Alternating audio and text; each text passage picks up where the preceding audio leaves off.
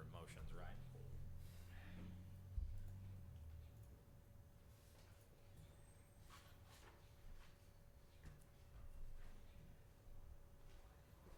Sounds like a fact.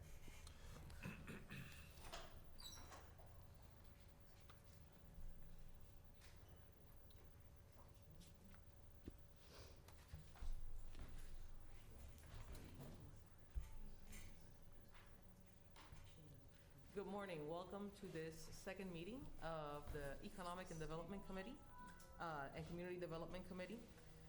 We are here to have the meeting in which we are going to be considering appeals for the grants that were awarded in the last meeting. So at this point in time, I would like to call the meeting to order, and I would entertain a motion for approval of the minutes of the May 23rd, 2016 meeting. So moved. Do we have a second for the minutes? Second. All those in favor say aye. Aye. Opposed, same sign. Motion carries. Now, the next item on the agenda is the appeal considerations. At this point in time, I will pass it on to staff so that they can open up the discussion. We received one appeal. We had several questions from agencies, but we're able to answer those questions. But we did see one appeal from Community Resources Council. Okay. At this point in time, would we like to invite the organization to step forward to make their appeal? Yes, you would have to sit in this seat and use that microphone. We didn't have the podium here today.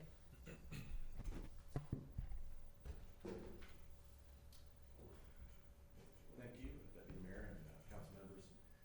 CRC is here today not to necessarily appeal the scores. I just want to bring to the attention that our score was a 36, and it's very apparent based on this year's score and last year's score that we are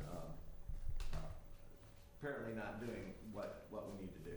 So short of just saying that there'll be some changes for our community, for instance, one item, the homeless task force and the grant associated to the HMIS system has been supported in the past for other agencies that don't participate in the continuum of care. That will change, and that will be a user fee system going forward in the future. We just want to know that, to the consideration of possibly doing a contract with us in the future in reference to the HMIS system. But this year's application was for the Avondale East Net Center, and it's apparent by our score that the city is not interested in supporting that direction we're going there with CRC. So, what questions can I ask? Ms. Clear. I don't think it's apparent that we don't want to do business. I think it's apparent you didn't do this correctly. And I think it's apparent you didn't do it correctly last year on the reporting. So I really take offense that you're saying we don't want to. I don't think it's us. We go off what you provide for us. Okay. Well, as far as the score goes, we're kind of an enigma out there, meaning we don't do widgets. We don't do direct services for the community, and we help other agencies fulfill what they need to do to help the city out. And we've been doing that for 91 years in our 92nd year. So it's something in the year before that we had 95%. So we haven't changed our system in what we're doing. It is what it is. But the score, we're not meeting what the goals of the committee wants and the goals of the city. So we are still doing what we do at CRC, and nothing's changed from 2 years ago to now. And If I could add some context, we had a discussion last year very similar to this in that we do struggle with CRC because what they do does not fit our standard model for services. Most of the agencies are direct service providers to individuals, and CRC helps build a platform that enables those agencies to do their job better. And our rating system and indeed our application system isn't necessarily built for that. So this is the second year in a row we've had this struggle just because we're trying to shoehorn an agency into a mold that they don't, fit. If I may interject, I would ask staff, is it my understanding that at the point in time in which the organization was placed in probation, that there was a lot of attempts of working with CRC in order for them to utilize the experts that in the community that were set out so that the outcomes then would be able to be reflective of what needed to happen? Yes, all the agencies were given the opportunity to contact one of 4 experts for their free of charge to get assistance with the outcomes. In addition, we had outcome training before this process from last year. We had an outcome training in the middle there, so yes. And could I ask, did CRC reach out to any of our experts? Not to my knowledge. Yes, we use Joanne Morrell. Okay. How was the reporting last year that was required for the grant last year? That's just happening this year, so we just received the first quarter, which you received.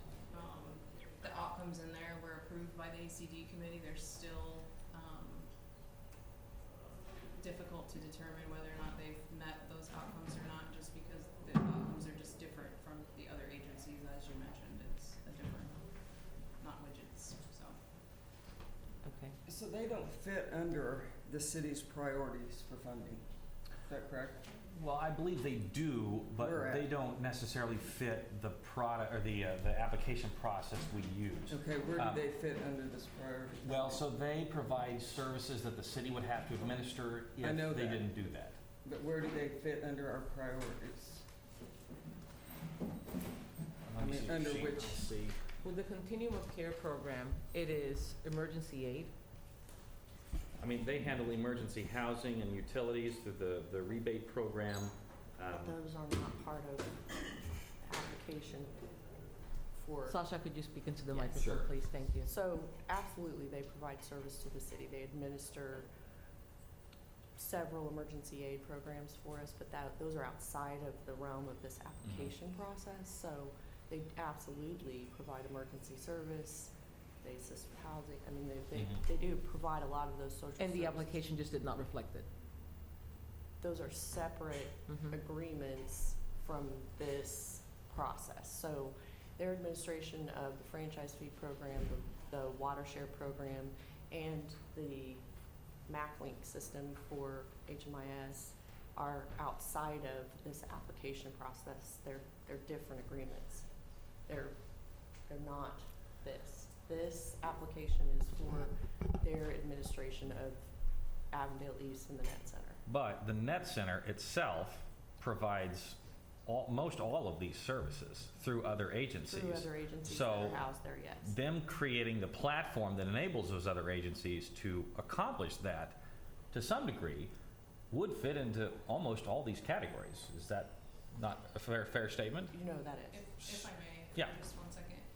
Last year, as you know, we revised this form. On the top, we have contracted services, and then underneath that, we have social service priorities, grant priorities. So, and then we attached these outcome sheets that Deputy Mayor and the ACD committee approved last year. So their services are in these outcomes that we listed from last year, and they're still under contracted services. So the priorities down below are for the other agencies that are not contracted services, if that helps. Which is what these are for. Correct.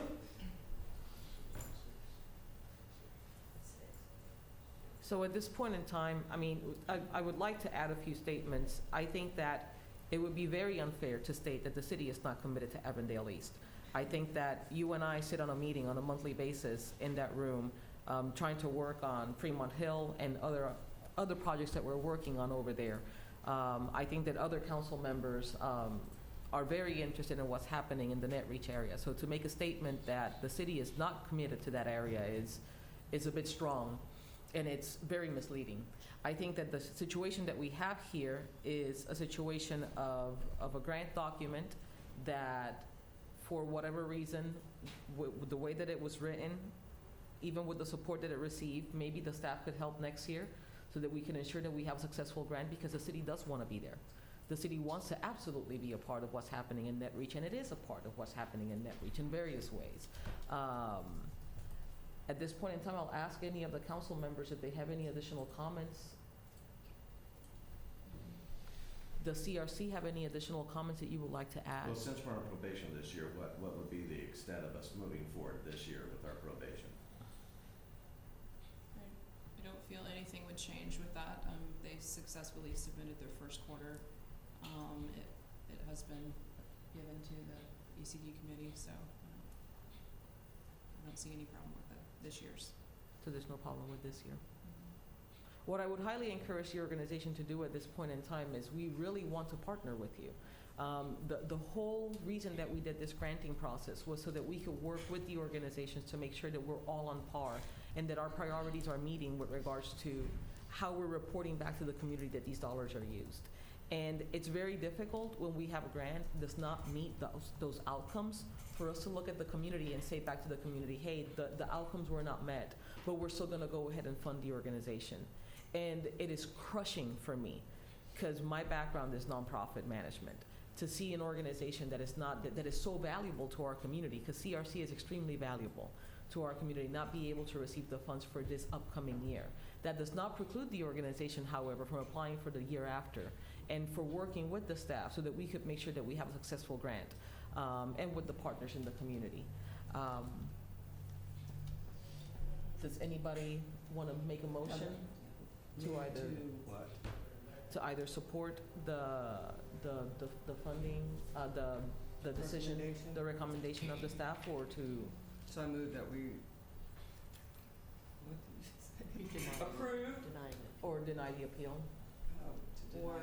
approve the appeal. I think that's probably the appropriate motion, either to deny or approve their request for an appeal of the funding recommendation. I make the motion. So I just want to be perfectly clear, you all are not interested in funding in 2017 then through this grant, is that correct? I'm sorry. I just want to make perfectly clear you're not interested in funding in 2017 through this particular grant. We were, yes. Okay. We were asking. But you're not appealing it now. Yes. That's- 2017, we're appealing, Okay. yes. Okay, so I would move to go with the recommendation of staff for their non-support of this grant application. So just so I'm clear, so the process is we're going to deny the appeal, and then what's the next step after that? The next step would be that the staff of CRC would work with our staff, look at the grant again, take a look at what the outcome measurements should be, so that when they request funding for 2018, they have a successful granting process. Okay. All right, that's fine. Is that a second? No. Okay.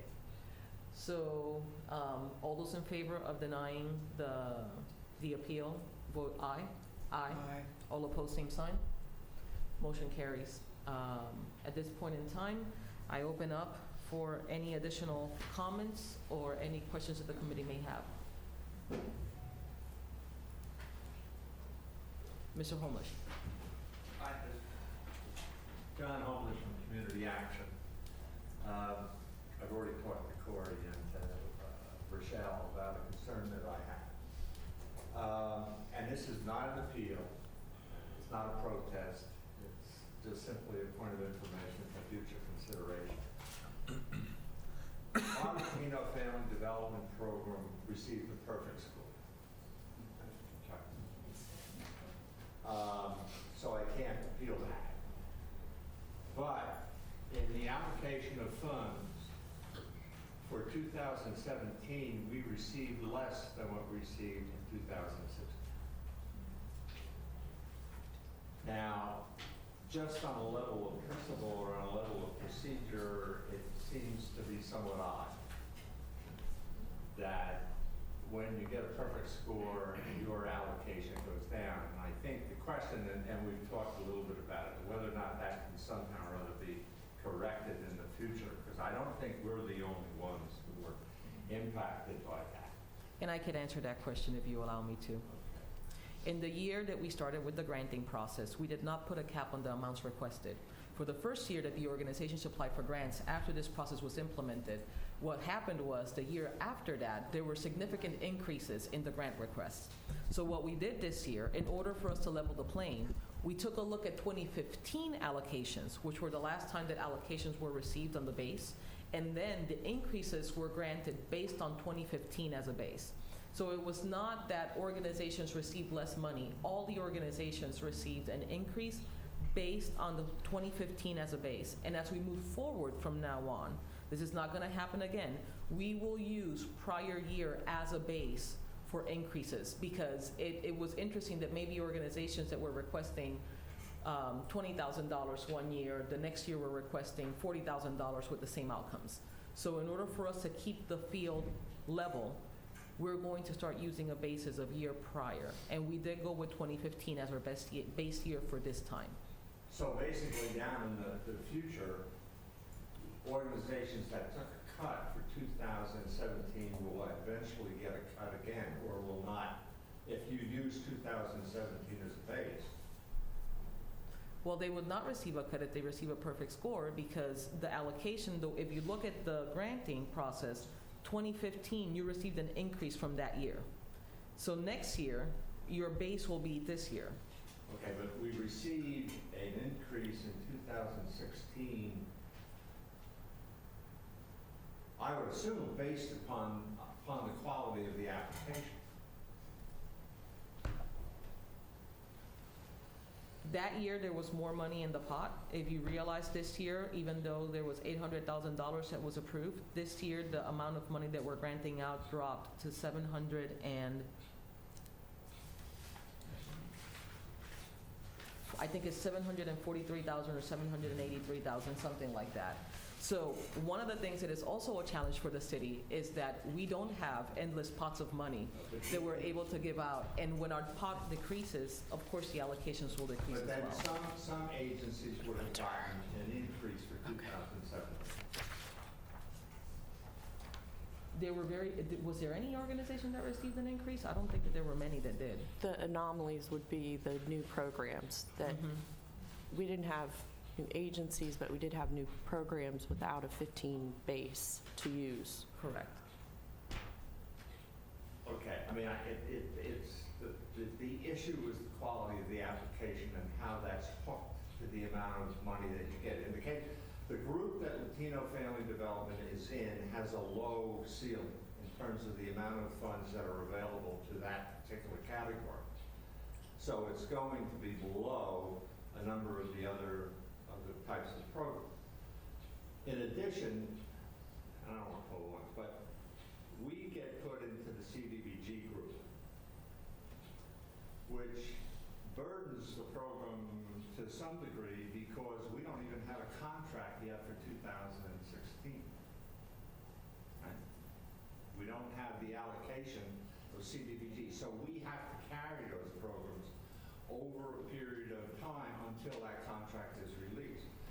The second thing is that those programs that are in the CDBG group, our quarterly reporting system is far more cumbersome and labor intensive than programs that come out of the general fund. So the idea, I mean, it was not a significant loss. I'm just saying to try to, I mean, it was a loss enough that we didn't get an increase. Okay, we got, what was it, $400 for it? $400. Okay.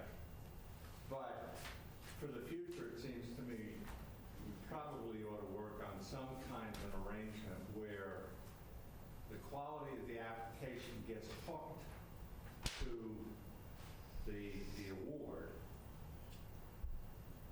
And if it appears that a good application is going to take a drop, then I think that process needs to be questioned. That's all I'm saying. Just a couple points on what Mr. Homlish is saying. Our issuance of contracts for the CDBG funds is tied to our funding stream from the federal government. We anticipate funding sometime between March and May, and we don't know when we're going to get that. Well, it has been later, Sasha. Absolutely. Yeah, it has been Absolutely. late in the year. For the HESG grant, yes, Right. absolutely. It's been as late as early fourth quarter. Yeah. Early fourth quarter, but we have no control over when those funds are released to us by federal government.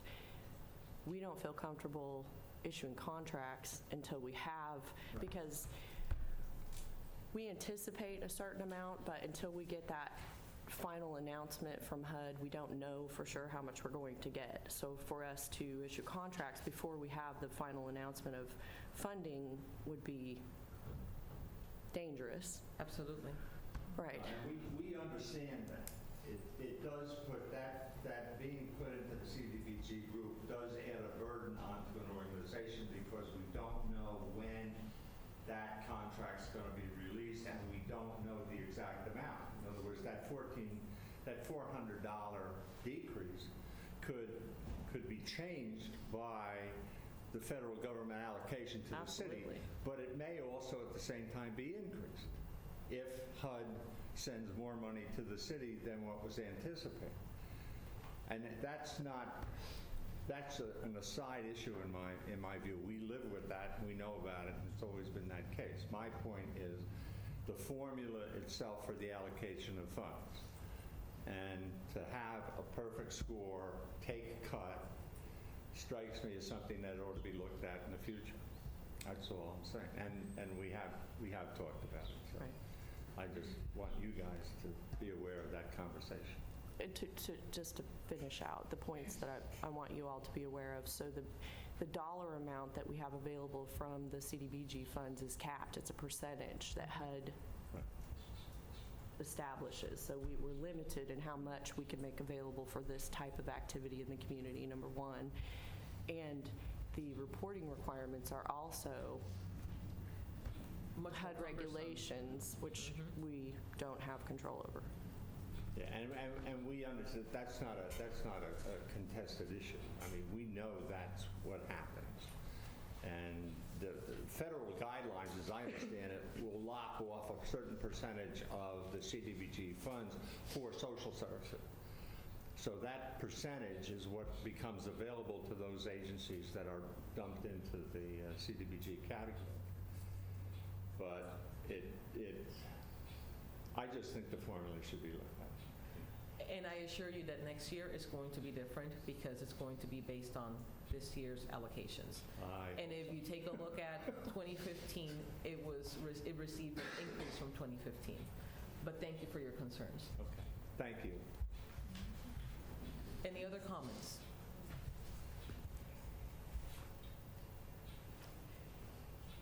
It is our delight and our honor in the city of Topeka to be able to partner with organizations in our community that do such great work. It is one of the most difficult jobs that we have in order to try to be transparent to our community and have a process in which is fair for everybody to do these allocations. Many municipalities do not do this process, and we are very proud of the fact that our city still makes time and has an allocation to do so.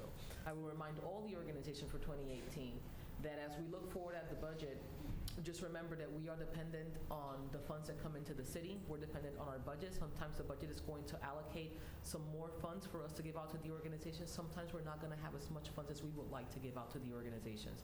But our ability to fund programs does not at all reflect the importance of the programs in our city. It does not reflect the importance of the organizations that we have and all of the hard work that we have that you guys do. We could not be an excellent city without all of you.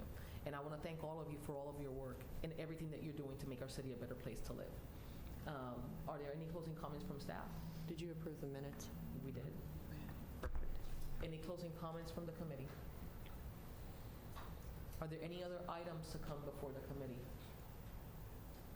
Seeing none, I would entertain a motion for adjournment. So, All in favor, say aye. aye. All opposed, same sign. Meeting adjourned. Happy Friday Eve, everybody.